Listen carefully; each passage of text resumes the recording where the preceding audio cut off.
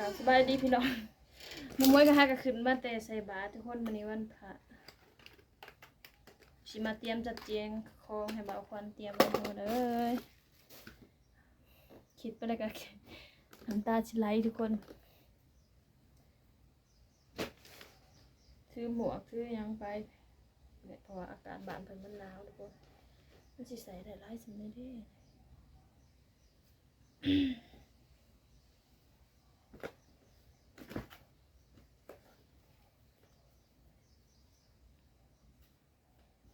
เสื้อผ้าก็จะได้เอาไปบ่หลายแล้วทุกคนเพราะว่ากระเป๋าก็บ่ใหญ่ปานใดเนาะ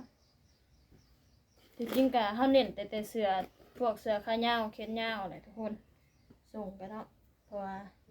อยู่บ้านเพิ่นมันหนาวช่วงนี้ประเทศเพิ่นมันหนาวทุกคน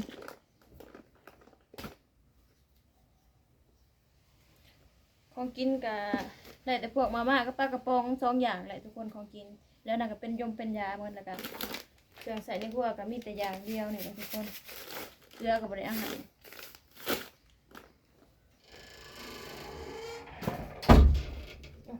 ประตู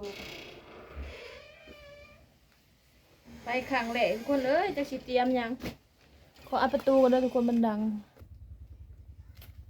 เน้นแน่ก็เสียแค่ยาวเลยทุกคนเสียแค่สั้นเอาไปโบราณ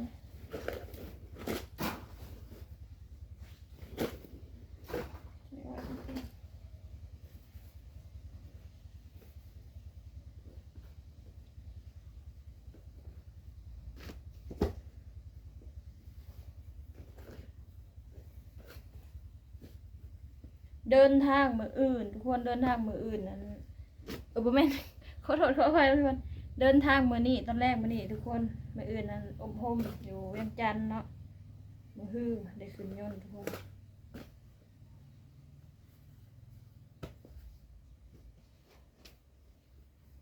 เสียแค่สั่น1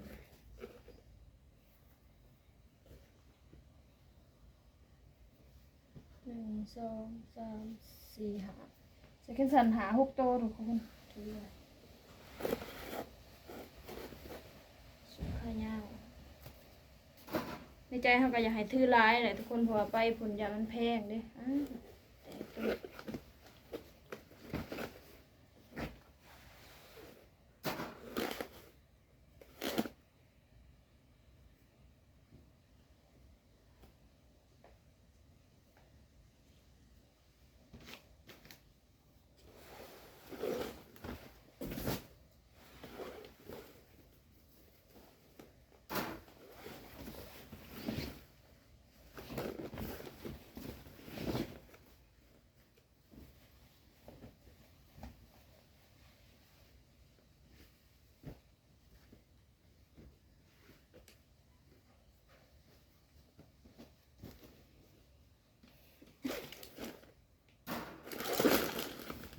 แต่สิเงาเนี่ยนะทุกคนมานี่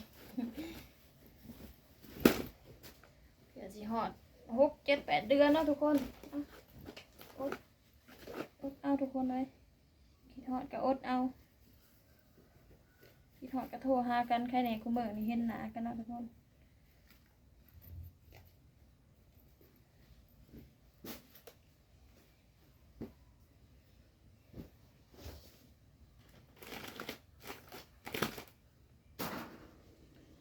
แต่พับผ้าเนี่ยก็หน้าที่เนี่ยก็เล่นไว้แท้ทุกคนเลยใส่ขนยาวเนี่ยจะเป็นใส่ขนยาวแบบนี้ทุกคนขนยาวแบบหนูสบายเลยเนาะส่วนเสื้อกันหนาวแบบอุ่นๆแน่ก็ชื่อถือเป็นประมาณ2-3 ตัวเลยทุกคนเพราะมันก็บ่ได้ค่อยมีบ่ได้บางคนเพิ่นบ่ค่อยใส่เสื้อกันหนาวบ่ได้ทุกคนมาซื้อเอาหวังตอนสิไก่สิไปทุกคนเลย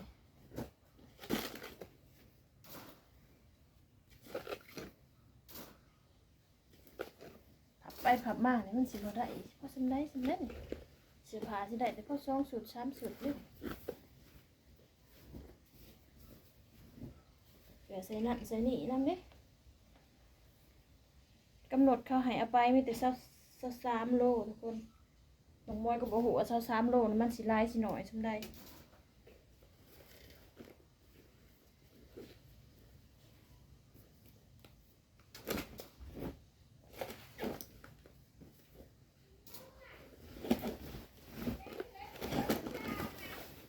อยู่ในตู้ถ้วย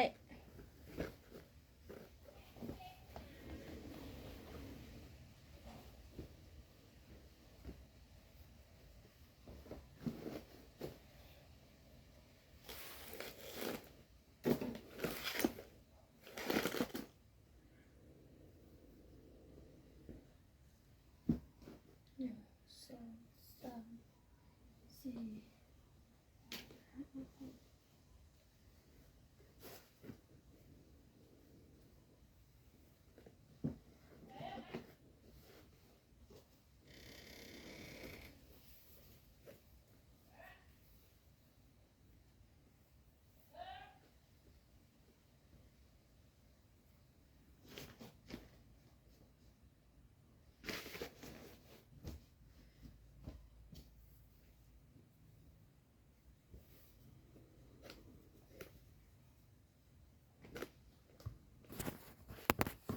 นี่สิมาจัดแนวกินทุกคนจัดเสื้อผ้าแล้วเรียบร้อย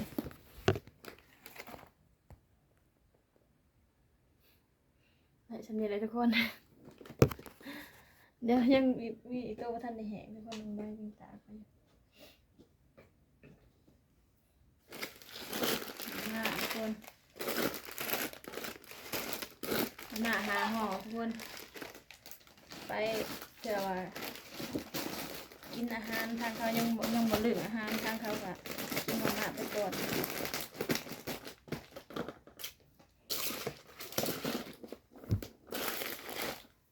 สบู่3ก่อนมวยก็ยังบ่ฮู้ว่ามียังแหน่จัดได้แหน่เนาะบ่เคยคน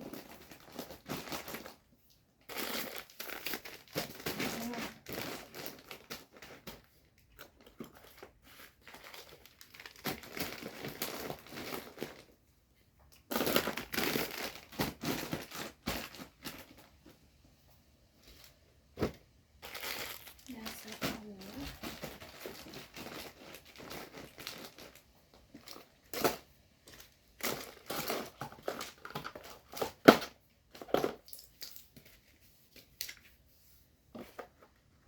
อันนี้นะอมยาดีจิบคอทุกคนอันนี้ยาแปะขมับแล้วก็มีเกลือแร่ไปส่งกินทุกคน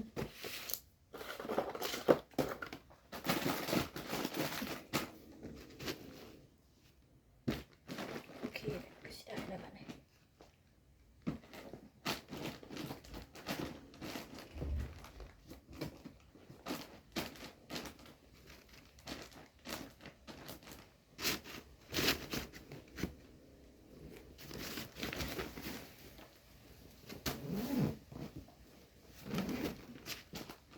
เป็นอะไร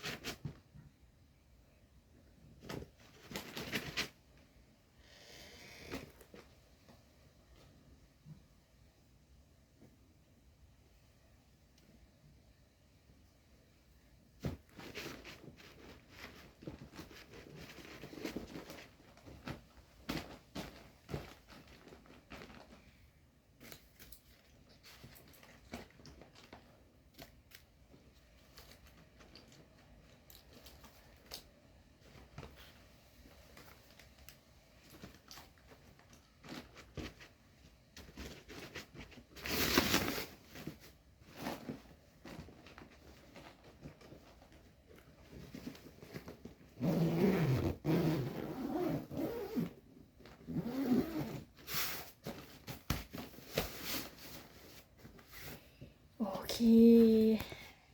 เรียบร้อยเหลือแต่พวกนี้ทุกคนบัดนี้พวกนี้ก็สิเอาไว้ทางนี้เนาะก็สิให้เพิ่นใส่เอาเกลือไปนำทุกคนแล้วก็สิใส่เกลือบ่ได้สิใส่ได้อยู่บ่